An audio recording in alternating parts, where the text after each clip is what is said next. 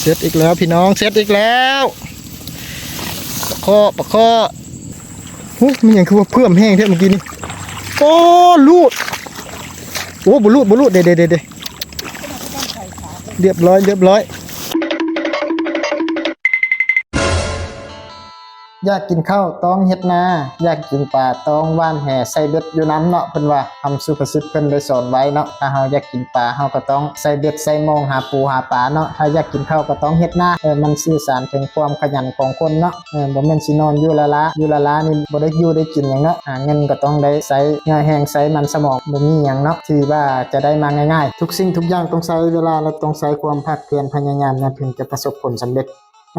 มื้อนี้ก็บ่มีหยังหลายเนาะเหมือนเดิมคือเก่าเนาะพี่น้องเอ้ยมื้อนี้ก็มาพาเดี๋ยวไปใส่เบ็ดเนาะปักเบ็ดอีกคือเก่าเนาะมากันอยู่5คนเนาะมีเซียนโตเซียนจอนเซียนกิ้งแล้วก็เซียนไอ้น้อยแล้วก็เซียนสันเนาะเอามาก่อน3คนเนาะแล้ว2คนค่อยนำหลังเนาะสำหรับหมายในมื้อนี้ก็เป็นหมายเก่าหมายเดิมเนาะหมายที่เฮาไปมื้อนั้นคือว่าติดใจเนาะไปมื้อนั้นคือว่าปลาลายอลีเนาะยอมรับว่าลายก็เลยติดอกติดใจก็เลยพากันมาอีกเนาะในระหว่างทางในการไปปักเบ็ดเฮาก็ได้เก็บภาพบรรยากาศท้องทุ่งนาเนาะธรรมชาติบ้านเฮามาฝากเพื่อนๆมาฝากผู้ที่อยู่ไกลบ้านเนาะผู้ที่อยู่ต่างเมืองต่างแขวงที่เฮ็ดเวียกอยู่ในตัวเมืองหรือว่าต่างประเทศเนาะให้ได้รับชมรับฟังไปพร้อมๆกันว่าสิมานหรือบ่มานหรือว่าสิด่างเมื่อให้เมียหายบ่เนาะ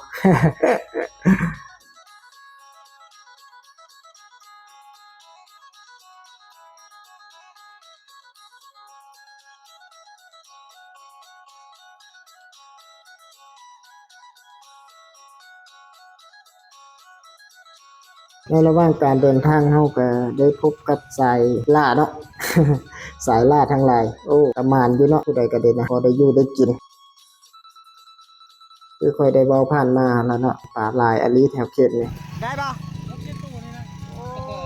ผ่านละเด้ซะนะเพราะว่าเขตนี้มันเป็นทุ่งนาแล้วก็มีห้วยเนาะมีห้วยไหลผ่านห้วยนี้เรียกว่าบ่แม่นฮอด2ห้วยผมบ่จักเนาะ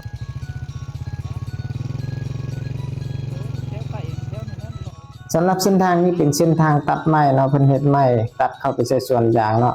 เป็นทางไปหน้าไปหัวไปสวนเนาะเส้นทางนี้สามารถออกถึงบ้านนาสังได้เนาะถือว่าเป็นเส้นทางที่งามเนาะเดี๋ยวนี้เนาะเป็นเส้นทางตัดไม้เฮ็ดไม้ถือว่าเที่ยวไปให้ไปหน้าไปหัวไปสวนนี่สะดวกสบายเลยเนาะขนาดก็วันปีนี้ยังได้อยู่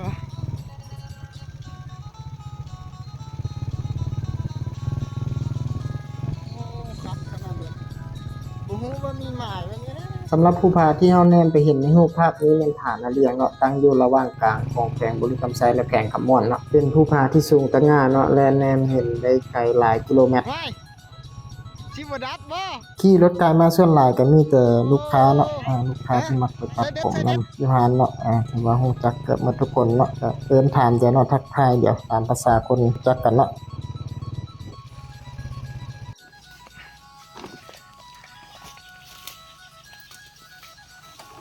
นี่เปลี่ยนผ่านไม้มาใหม่มึงนี่เนาะผ่านเดินทางมาแต่สวรรค์มื้อได้นี่มาแต่เขมรเนาะ เป็นอะไรเขาตีเซ็กอะ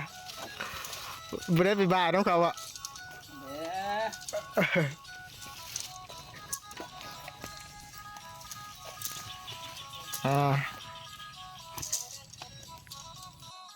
บัดนี้เราก็ได้เดินทางมาถึงหมายเป็นที่เรียบร้อยแล้วเนาะสำหรับมื้อนี้แม่นเนื้อเด็ดเฮาแม่นเป็นเขียดเนาะแล้วก็ใส่เดือนเขียดนี่ก็บ่หลายปานใดเนาะประมาณ 4-50 ตัวเนาะเดินกันใส่ผู้ละ10ผู้ละ20เนาะมาติดตามชมเบิ่งนำกันเด้อพี่น้องเด้อว่าสิมานหรือบ่มานเนาะก็ได้นะ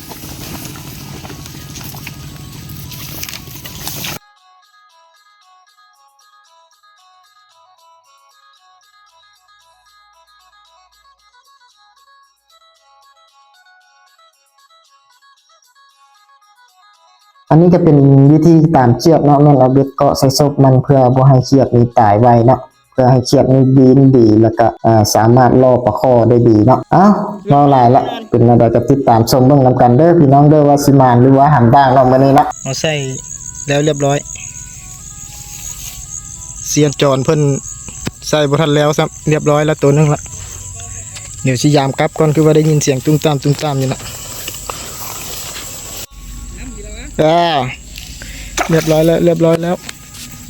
ใส่บ่ทันแล้วเนาะสิลุแล้วนี่เนาะขอใหญ่มาหอดแล้วนี่เดี๋ยวเก็บปลาก่อนมาต้มตามเครียดบ่แม่ยังโอ้เครียดนะก็เดี๋ยวว่าปลากิน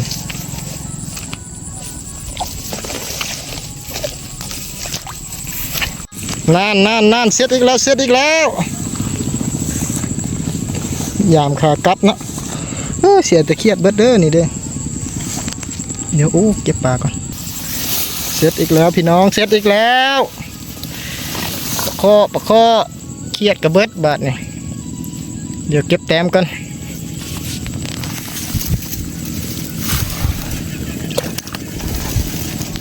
นะมัน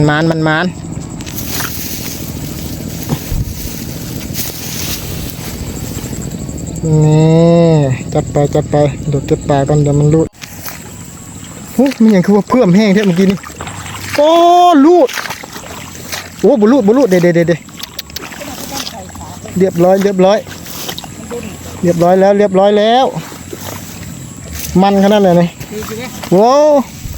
ในการเห็นบนหลังของเฮาใส่ก่อนเด้บนทันร้อนดิบ่เก็บปลาก่อนสุดยอดมานี่เสียแต่เครียดเบิดเด้อกินเพิ่มเดี๋ยวยามอย่างนี้ก็ขอใหญ่ให้ในแม่เนาะเรียบร้อยปลาข้อน้อยเก้านี่เนาะมันอะไรคักนี่เรียบร้อยเก็บก่อนใส่ยังโบเล่เอาซ้ำนี่เนี่ยนี่เบ็ดยังโบเบิดซ้ำนี่กลับมาได้เอาตัวได้นี่นะเต็มหนึ่งเลยได้จันสุดยอดในการ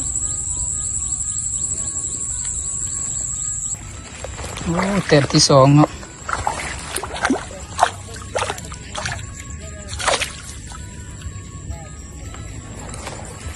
เต็มที่สองเลยจันกินเลย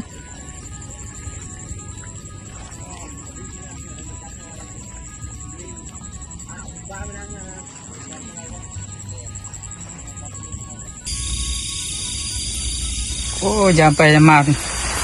เจออีกเลยได้จันกินเลยนี่นั่นโทรศัพท์สิบตกน้ำก่อนหมดเลยไปอีกเต็มหนึ่งเอา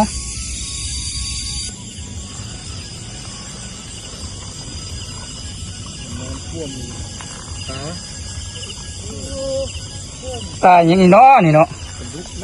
ฮะ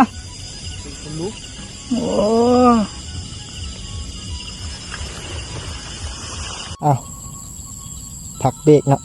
ยามมารอบหนึ่งเครียดกระเบิดเหลือเครียดประมาณเหลือน้ำเบ็ดนั่นแหละประมาณ6-7 ตัวนี่แล้วเนาะเด็กมันปลาทึกเบ็ดแล้วบ่เดี๋ยวสิพยายามมันก่อน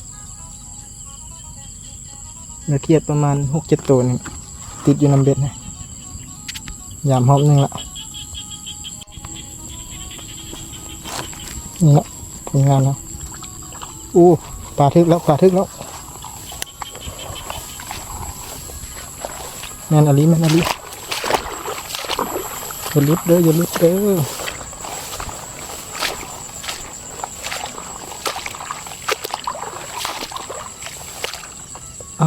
บุดติดครับ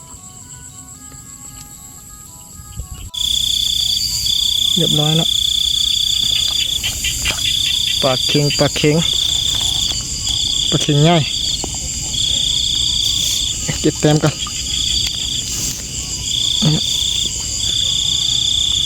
ปลาเค็งใสงามเรียบร้อยแล้วปลาดุก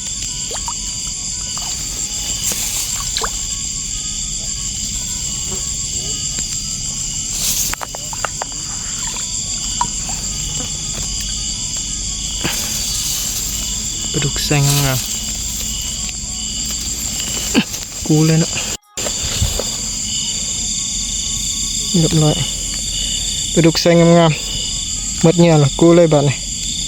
เรียบร้อยละปลาดุกใส่งามๆนะ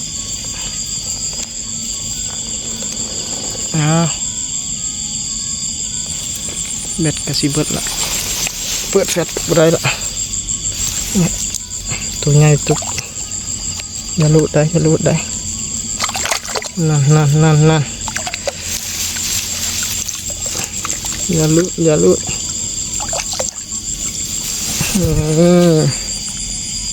ดุกใส่บิ๊กๆเลยเดี๋ยวปลดปลากันเด้อมาแล้วมื้อนี้ชิงต้มพี่น้องเสร็จแล้วบ่เรียบร้อยเนาะโอ้ใส่สวยๆเลยเรียบร้อยจัดไปมันพี่น้องเอ้ยมื้อนี้ใส่เบ็ดกันแล้วเรียบร้อยเนาะมาโชว์ผลงานกันเนาะอันนี้เป็นผลงานของจานจรเนาะได้ประมาณโลปลายนึงเนาะอันนี้เป็นผลงานของจานโตเนาะได้ประมาณซ้ำๆเดียวนี่แหละประมาณโลปลายนึงเนาะมีคนทำด่างเด้อมาเด้อ นี่เนาะพาไปเลยเพิ่นว่าเพิ่นทำด่างแล้วเพิ่นมาตามหลังเนาะใส่เบ็ดบ่พอชั่วโมงซับพาเดี๋ยวกลับละเพราะว่ามันเด็กแล้วเด้อเนาะใจมักเอ๊ะจังใดเนาะบ่ได้กำมา คือสิได้หั่นแหล้วเนาะอันนี้ก็เป็นผลงานของพรานสันเนาะ ได้แต่หอยอันนี้ พรานหอยสำหรับคลิปนี้ก็บ่มีหยังหลายเนาะฝากกดไลค์กดแชร์ผู้ใดที่มักในการหาปูหาปลาใส่เบ็ดใส่มองหาอยู่หากินแบบวิถีบ้านๆเนาะวิถีบ้านนอกฝากกดไลค์กดแชร์กดติดตามแล้วก็คอมเมนต์พวกเราในเด้อสิเฮ็ดคลิปออกมาให้เบิ่งตลอดนะถ้าหากว่ามีโอกาสได้ไปหาอยู่หากินเนาะไปใส่เบ็ดใส่มองไปซิดเบ็ดไปแกงเลื่อมไปหยังเนาะสิเฮ็ดคลิปมาฝากตลอดเด้อฝากกดไลค์กดแชร์กดติดตามแล้วก็คอมเมนต์พวกเราสำหรับคลิปนี้ก็บ่มีหยังหลายจบเพียงเท่านี้เนาะขอขอบใจ